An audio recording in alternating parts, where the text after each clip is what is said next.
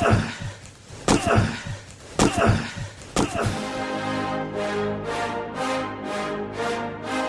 rolls out to the right, pitches off to Taylor, and Taylor's to the 20, down to the 15, down to the 10, 5, 4, 3, 2, 1. Touchdown, Billy Taylor! Touchdown, Billy Taylor! Billy Taylor scored a touchdown from 21 yards out. The crowd goes berserk. It was November 22nd, 1969. That they came to Barry, Michigan, all dressed in maize and blue. The words were said, the prayers were read, and everybody cried. But when they closed the coffin, there was someone else inside. Oh, they came to Barry, Michigan, but Michigan wasn't dead. And when the game was over, it was someone else instead. 11 Michigan Wolverines put on the gloves of gray, and as the organ played the victors, they laid Woody Hayes away. Under center is Wangler at the 45. He goes back. He's looking for a receiver. He throws downfield to Carter.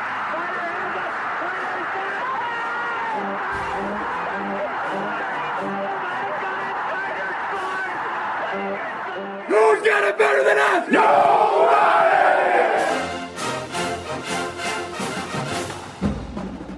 Welcome to the Michigan Man Podcast on Wolverine Sports Radio, a member of the V Sporto Network, and in partnership with SB Nation's Maize and Brew, for Wolverine fans from coast to coast. Go Blue, and welcome to our Michigan Game Day show. I'm your host, Mike Fitzpatrick. Standing by is beat writer Aaron McMann from MLive. Before we hear from him, a few news and notes to get us started. If you're like me, you need a break from all of the media reporting on what happened in the tunnel last Saturday. It was bad, we saw it, and we'll be hearing much more in the coming days and weeks as the story evolves. Jim and his team, however, have to switch gears now and get ready for Saturday night's game at Rutgers and get back to football. Much has been reported this season concerning Michigan's struggles in the red zone. Matt Weiss says he is aware of the issues, but he is also confident things will get better. We're very process-focused, so we look at each drive as an individual case, look at each play as an individual case, and it's a place we need to coach better, we need to play better, but it's great for us to be in a situation where when we have problems, we're winning and being able to get a lot better along the way and fix problems while we're winning. And it's also great that we don't have a long laundry list of problems, where you can isolate one or two things like the red zone and say, hey, we need to be better here and really drill down on it. And we're focused on that and confident we'll improve. Weiss said he's happy with the offensive production, but would like to see more explosive plays. Obviously, we'd love more explosive plays. We'd love to have more explosive plays in the run game, more explosive plays in the pass game. And I think those things will come. But we built a great foundation of an offense that we feel really good about, and it's been very effective, and it's certainly a recipe for winning, which we definitely don't apologize for. While discussing the play of J.J. McCarthy, he said J.J. is playing very well and surpassing expectations. We'd love to see some more deep ball touchdowns, but we're thrilled with J.J. and the way that he's playing right now. He's way ahead of anywhere we expected him to be as a first-year starter at this point, and I really credit to him and his approach and how hard he works, because he's a really talented player, but he's even surpassed our expectations for how fast he can grow and how fast he can develop, and we're thrilled with where he is. Saturday night will be another chance for the offense to continue to improve in the red zone against a decent Rutgers defense. My guest today says with all of the commotion this week, Michigan needs to get back on the field and play some football. He thinks if we play up to our abilities, this should be a comfortable win. Up next is beat writer Aaron McMann from MLive. So stay with us.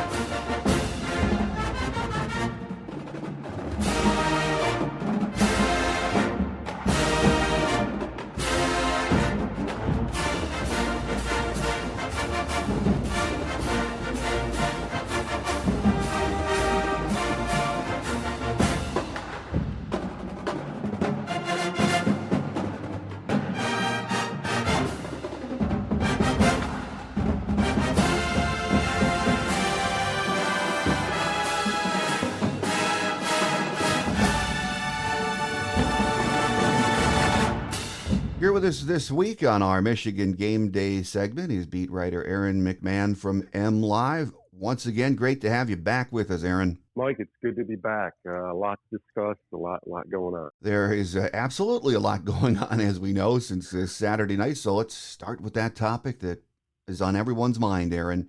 What happened in the tunnel after the game on Saturday? You get the feeling, and we're just a few days removed from it, that this is going to be with us for a long time, don't you, Aaron? Yeah, you're absolutely right. It's kind of dominated the discussion here the last few days. Typically by the time we get around to Tuesday or Wednesday, we're certainly, laser focused on the next opponent, and that just really hasn't been the case in talking to coaches and players. Like Monday, the bulk of Jim Harbaugh's press conference was focused on the incident from Saturday night. The players were asked about it, and then again last night, Tuesday night, after we talked to the players, they were still getting questions about it. They were trying to move on. The team is trying to move on, but they can't ignore what is going on either. It's been talked about nonstop ad nauseum here in Detroit, in the Detroit market. Talk radio's all about it.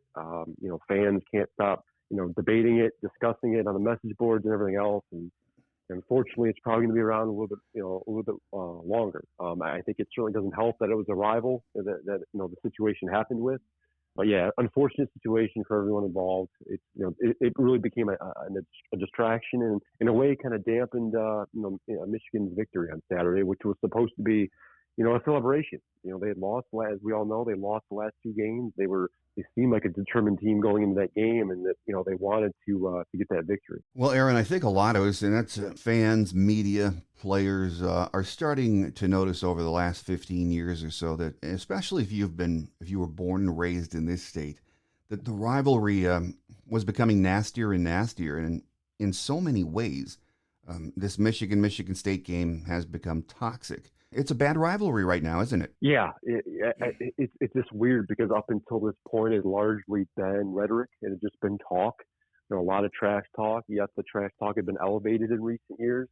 And then you had the Devin Bush incident a couple years back at Michigan State. It could have turned nasty. Luckily, it didn't. But it certainly was a big storyline, and I think it helped boil things over. And then, you had Saturday. Up until the tunnel incident, things seemed okay. Yes, there was jawing on the field, and I thought the officials did a decent job of kind of keeping it together. But once the game came down to the end, the pushing and shoving kind of started on the field. And then, within a matter of moments, you're hearing video and seeing video of the incident in the tunnel. But yeah, things just certainly boiled over. The Michigan State rivalry is unique. Anyone who is outside of the state of Michigan, I don't think they necessarily understand the gravity of what goes into it. Just because here in the state of Michigan, so many folks know so many folks on the other side. You live with them, you're married to them. Your sons and daughters maybe went to the other school that you did. And I think as you mentioned, up until you could probably make the case Mike Hart's little brother comments kind of started all of it just from a rhetoric standpoint. But up until that point, it largely been a really, respectful rivalry. Things have changed the last decade or so. But as I mentioned, it wasn't really violent up until Saturday, and it's kind of boiled over in a way. Things kind of crossed the line Saturday night. Yeah, and one of the things we hear a lot of, and I've seen talk about this on BTN, ESPN, is about the tunnel. And, it's about what can Michigan do differently when teams are leaving that field at halftime and after the game. And, a lot of folks will say, hey, the tunnel's been there for 98 years. You're always going to have maybe a few incidents, but you've been up and down that tunnel. You've seen it enough. What do you think the Michigan Athletic Department, if anything, can do differently? Yeah, it's a good question. And ironically, Saturday night's game was, I believe, the 600th in Michigan Stadium history. It was something that was kind of celebrated from the media perspective, and they made a big deal about it. But you're right. In the 600 games they played at Michigan Stadium, there hasn't been. You could probably count on one, maybe two hands, the number of real incidents that have happened. Typically, it's pushing and shoving, some jawing. This really became a thing just a couple of weeks ago with Penn State and James Franklin, who afterwards kind of complained after the halftime incident. But there isn't much you can do. I think the one thing that Michigan I think made a concerted effort to do Saturday, and you saw it at halftime.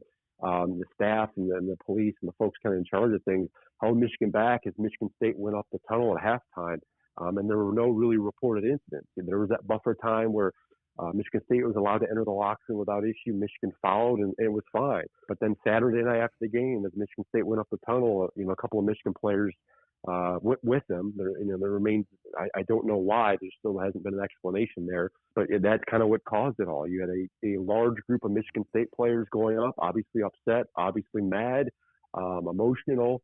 And you had a couple of Michigan players that were there really without backup, and it boiled over from there. I still don't know what caused it. The question has been asked, it hasn't been answered, but nonetheless, it was it turned violent really quickly. There's no question about that. So we're going to be hearing a lot about that in the coming days and weeks, unfortunately, as it drags along. But there's a lot more to talk about, and let's start with the college football poll. First one was announced on Tuesday. And Michigan is number 5. Is that about where you thought they would be? Yeah, just about. I have a weekly vote in the AP poll, so I actually have to put together a ballot myself every week. And the last couple of weeks, I've had Michigan at 4. Now, a few weeks ago, I had them at before the Penn State one. I had them at 5 behind Clemson. Not too surprised. That's where the selection committee decided to put them. In talking to Boo Corrigan, the CFP vice chair, and the NC State athletic director last night, he said that at least that the committee felt like Michigan's non-conference schedule wasn't very strong, and statistically it's not. I mean, they've got 2 wins over, their non-conference opponents, Colorado State, Hawaii, UConn. Collectively, our records are great. Michigan just has 2 wins over teams with winning records, and obviously the win over Penn State is their kind of signature win. But the committee wasn't really impressed with Michigan's schedule to date. I think that's what's really docked them to this point. So they opted to put Clemson ahead. Other than that, there weren't really too many surprises. I guess the one surprise I was caught off guard by was Georgia at number 3. I've had them number 1 now for several weeks. They're coming off the national championship. I thought maybe they'd get a little bit more respect. Nonetheless, Tennessee at number 1, I guess, isn't a big surprise. And you look at the resume and what they've been able to accomplish thus far. I thought maybe Ohio State was ranked a little too high, but they're impressed with their offense and their explosive nature. So not a ton of surprise, and it's important to remember at this point, we're just after coming out of week 9, there's still plenty of games to be played, and obviously there's going to be some movement. But no, I mean, Michigan's right about where I could put them. You could certainly make a case for them being number 4. But that non-conference schedule and their opponent and their schedule to date just hasn't really done them many favors. All right. Well, let's spend a few minutes talking about Saturday night's game, which has been lost in the fray. And, other than a few big plays early, the Michigan defense was pretty impressive against the Spartans overall, weren't they, Aaron? Yeah, I really took away the response, the second half adjustment. That seems to have been a theme now the last few weeks with this Michigan team. They, at least defensively, they have started a little slow. They've been prone to giving up some big plays. You saw it in the first half with Michigan State receiver Keon Coleman, who I thought looked fantastic on Saturday, especially in the one-on-one matchups. But Michigan did a very good job of kind of sealing that off in the second half, getting some pressure on the quarterback, and I think did a fantastic job. And this Michigan defense entered the game statistically as a top 5 unit in pretty much every category, and they handled themselves with strongly in the second half. So it was a good turnaround. You would like to see them come out of the gate a little bit stronger, especially against a non-superior team. But nonetheless, I mean, they've seemed to figure themselves out.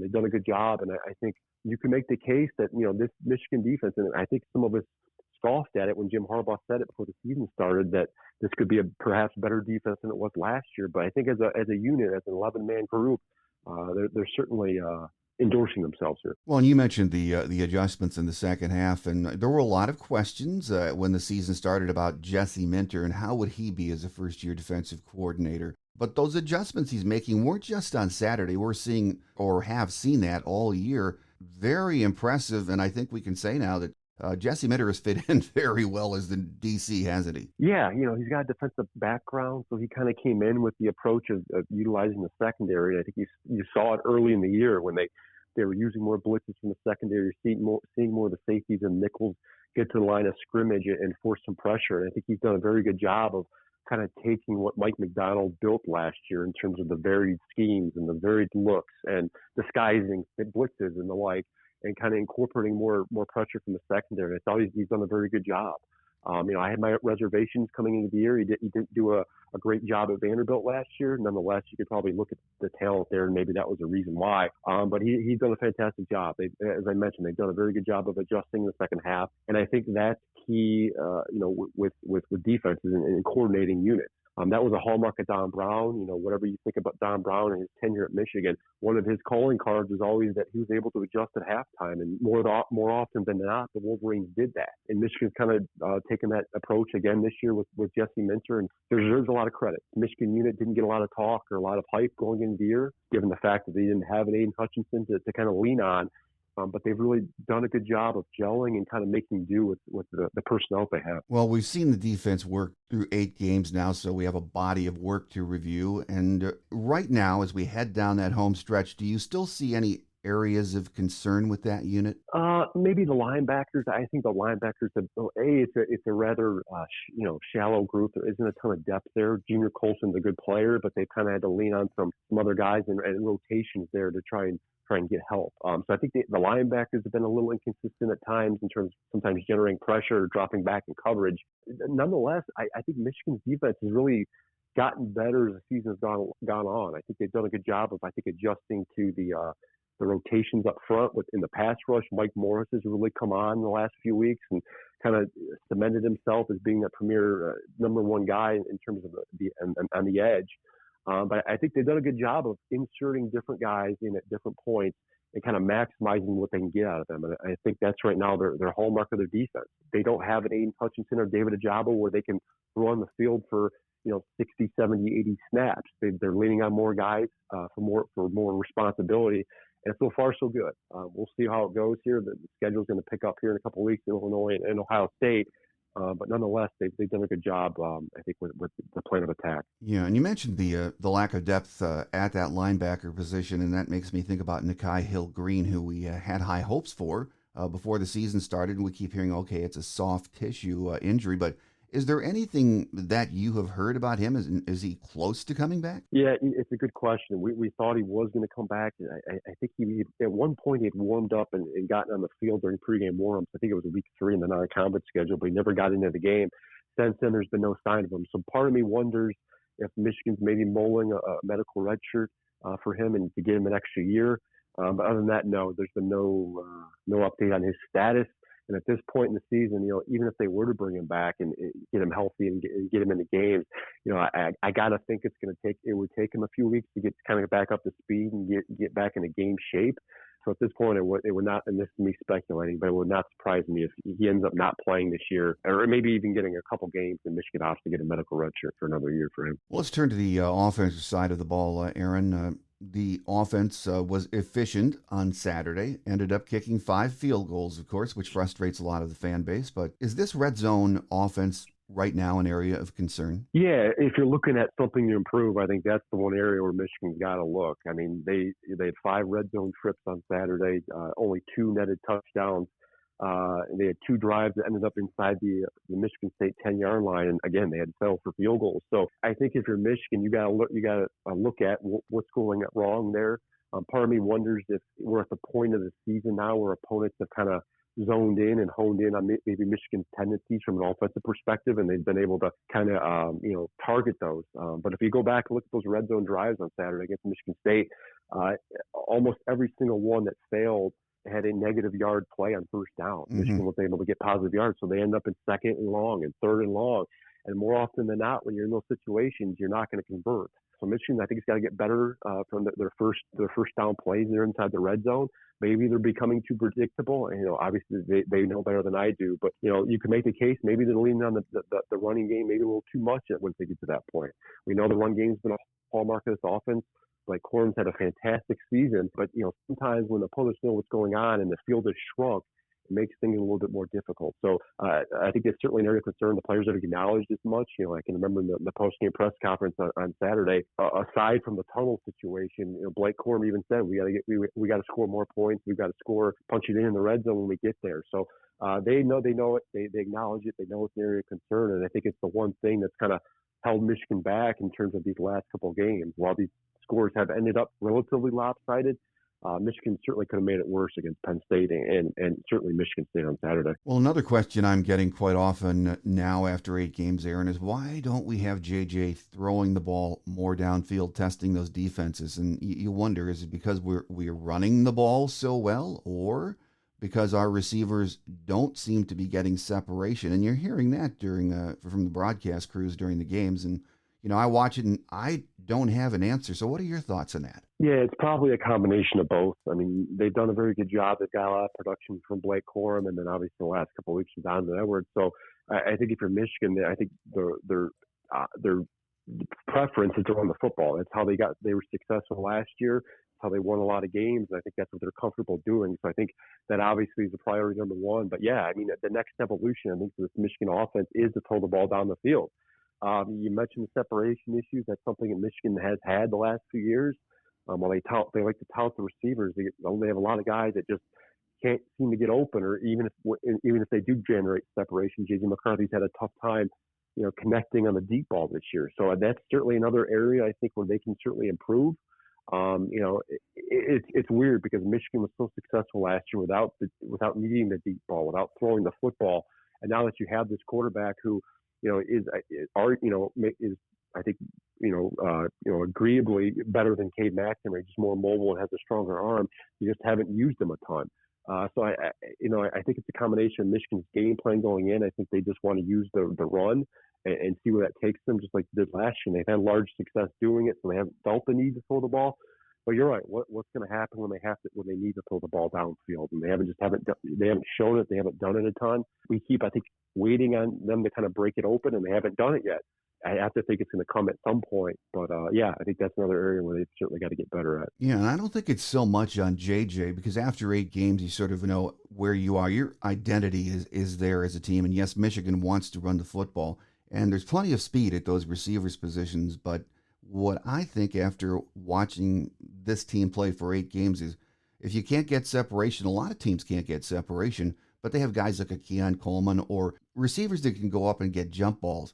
I don't think we have that kind of guy. No, not yet. And I think there was an assumption that maybe Cornelius Johnson could eventually become that guy. But, the last couple of weeks, he's prone to be turnover prone. He's dropped some passes. So I wonder about the reliability there with him. Ronnie Bell is a name, that guy we thought they could become that guy, but he hasn't done it. We've seen flashes of Andrew Anthony in the past potentially being that guy. He just hasn't been utilized a ton. He might be one of those guys that just has trouble getting separation at times. But yeah, I think that's the one thing where they're lacking, is that guy that can go up and get the 50-50 balls. The guys like a Keon Coleman, they can show that they can do that. It's another area of concern. That's something they got to find, potentially get. But yeah, I don't have any answers there either. No, and after 8 games, it's funny that I don't know if it's nitpicking or not, but we're talking about the red zone problems and receivers not getting separation. But still, in total, when I watch this offense operate, I still say, you know what, they haven't peaked. There's more there. They're going to improve. Is that the way you see it too? Yeah, I don't think there's any question about that. I think they can only go up at this point. They've been really efficient early on in games, especially those first drives where they've typically gone down and scored touchdowns. In a way, it's kind of dictated how they play. It's a very similar playbook of how they did last year. They wanted to score first. They wanted to get up on the opponent, chew clock with the run game, and kind of dictate the pace of play and kind of dominate the game from that perspective. And they've, in a way, kind of done that, replicated that this year. But I think so many folks, like you said, are just waiting on them to break it open and get some of those deep balls and incorporate more of the passing game. And I think that's kind of the key to unlocking this Michigan offense to becoming that explosive outfit that so many folks, expect them to be. And talking to Boo Corrigan last night, the College Football Playoff Committee chair, he got a question about the differences between Michigan and Ohio State and the resumes and the like. And, he called Ohio State an explosive offense. And he referred to Michigan as that workmanlike offense, which is fine. It just goes to show the national perspective and view of Michigan being this grinded out on the ground, run identity offense.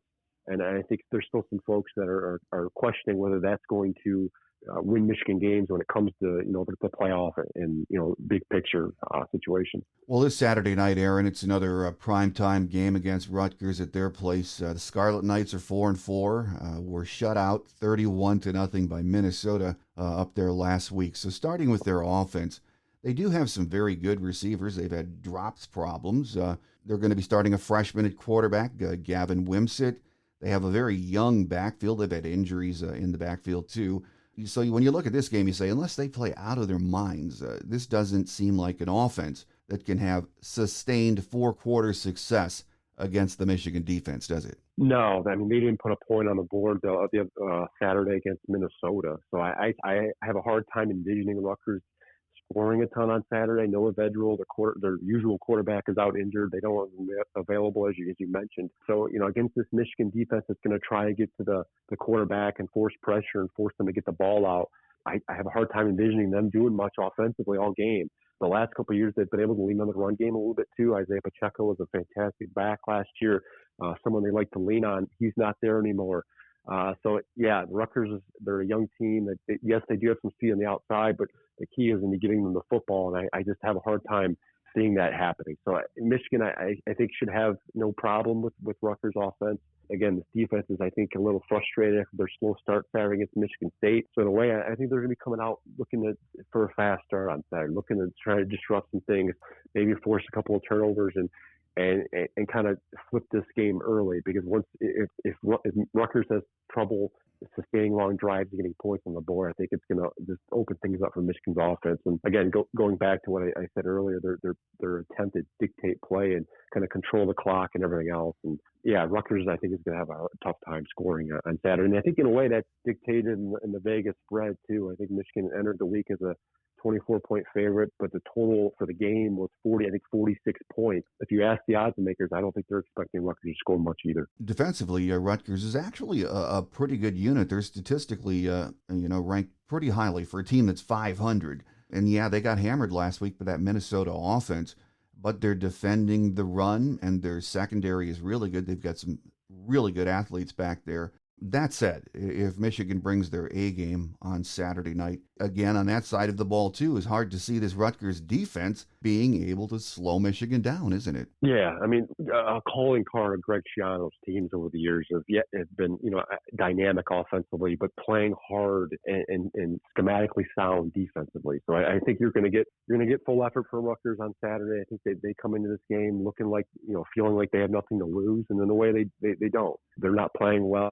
They're only 500 overall. That they're still trying to chase bowl eligibility. And look, they've been in a situation before a couple of years ago. Again in Piscataway, where Michigan struggled and struggled to score points, and Rutgers had them on the rope. So I think there's a feeling like they can try and inflict some damage here. But you're right. I think Michigan's going to come out of the gate. They're going to try and run the football, instill their dominance. And look, Michigan's still relatively healthy up front. They're obviously going to be angry after Saturday's win. I'm really curious. You mentioned earlier, I'm real curious to see what the psyche is of Michigan, especially on the offensive side of the ball, how that first couple of drives look. But nonetheless, I think this Michigan team, just from a talent perspective, is just too superior. They realize, I think, at this point they can't lose going forward. They're coming off, again, the number 5 ranking, as we discussed. There's probably a little bit of frustration over that as well.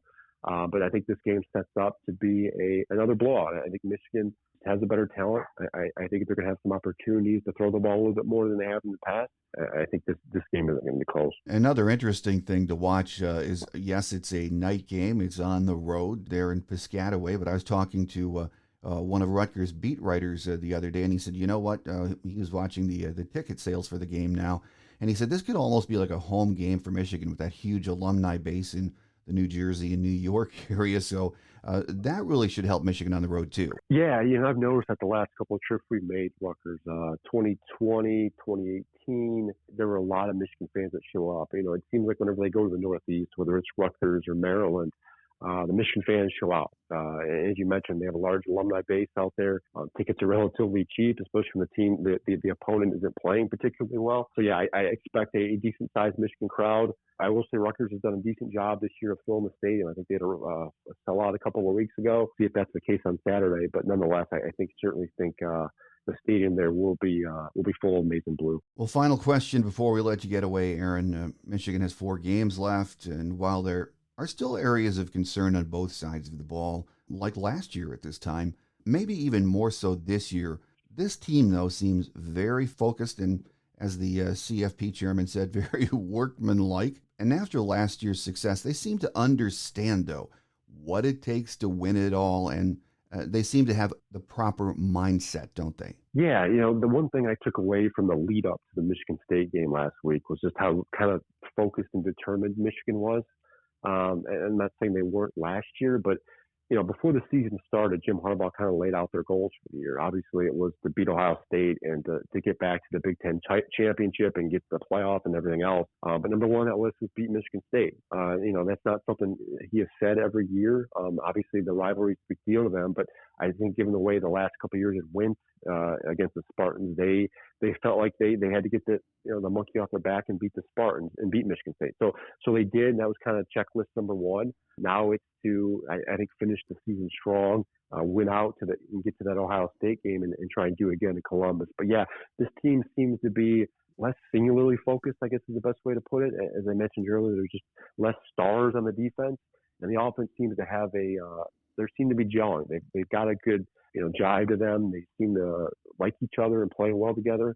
They got obviously some issues to iron out, as you mentioned, with the red zone offense and maybe expanding the passing game. But yeah, you can make the case maybe in the press box on Saturday. I was talking to some of the longtime Michigan State media members, and they were telling me they can't remember a Michigan team where they thought was better. They really like what they've seen so far. Michigan, they play as a unit, they play together. I'm really curious to see how the season plays out. There's a good case that they certainly could be 10-0 here going into the Illinois game on November 22nd. I think that game's going to be a little bit more difficult than maybe some folks expected before the season started. Michigan could very well be 11-0 going into Columbus at the end of November, setting up for again another classic to what has turned into at least last year was just a fun atmosphere and a fun rivalry game. I think at this point, after what happened last weekend, we and the team are just ready to get to Piscataway and play some football and have a few days, or at least a day, where there's no tunnel talk, so it's going to be interesting. That's just it. I think Michigan needs to play another football game to kind of forget Saturday and what happened, and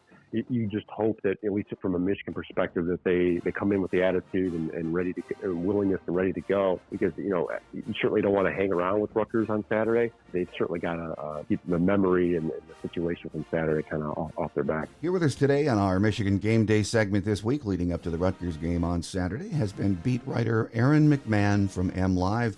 Aaron, always a pleasure to have you on the show. You're very generous with your time, great guest, and we look forward to that next visit. Definitely. Thanks, Mike.